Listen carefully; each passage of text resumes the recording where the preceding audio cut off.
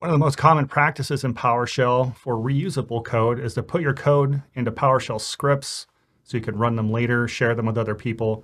Scripts in PowerShell are in a text file with a .ps1 extension. And to run scripts on a machine, the first thing you need to do is set the execution policy. So the execution policy can be set through group policy, or you can do it interactively. I'll show you how to do it. But ultimately, you need permissions at the machine level to execute scripts. Now, to set your execution policy, there's a commandlet called Set-ExecutionPolicy. And in this case, there's multiple policies. I'm going to go with remote signed. This is a policy that basically says any scripts that I author locally, I can execute those without any issue. But if I've downloaded it from the internet, it needs to be signed with a code signing certificate to ensure that nobody changed the code before I downloaded it, that kind of thing. So this is a pretty safe option. Again, you can set this through group policy.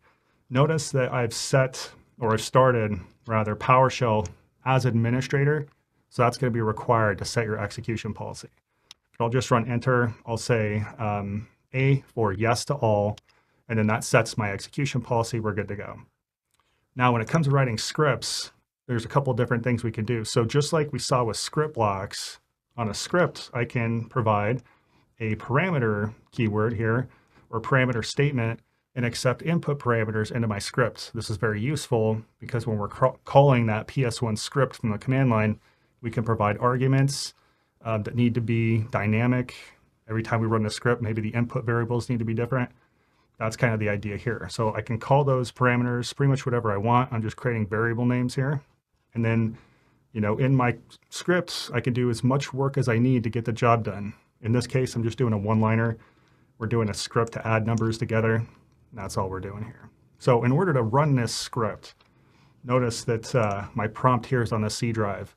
I've got this add number.ps1 file on the C drive. So I could just say /add number and then say first number is 1, second number is 33.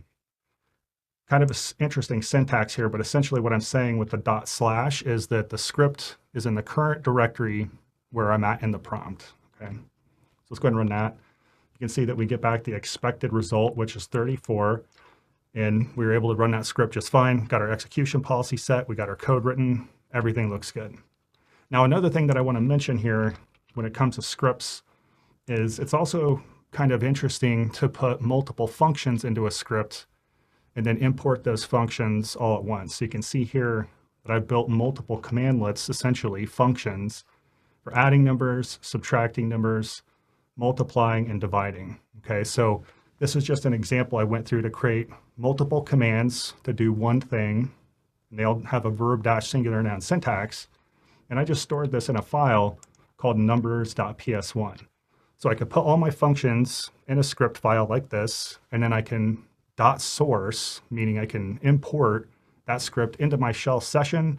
Then all of the functions that are defined here will be available to me. So what that would look like would be essentially saying numbers.ps1. So when I run that, that imports all the code.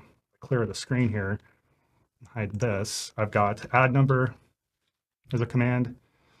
So I can say first number and second number, right? And I've got multiply by number, right? So I've got all the functions that were in that script. They've been imported into the shell session. So those are a couple of different techniques for working with scripts and importing functions into your shell in PowerShell.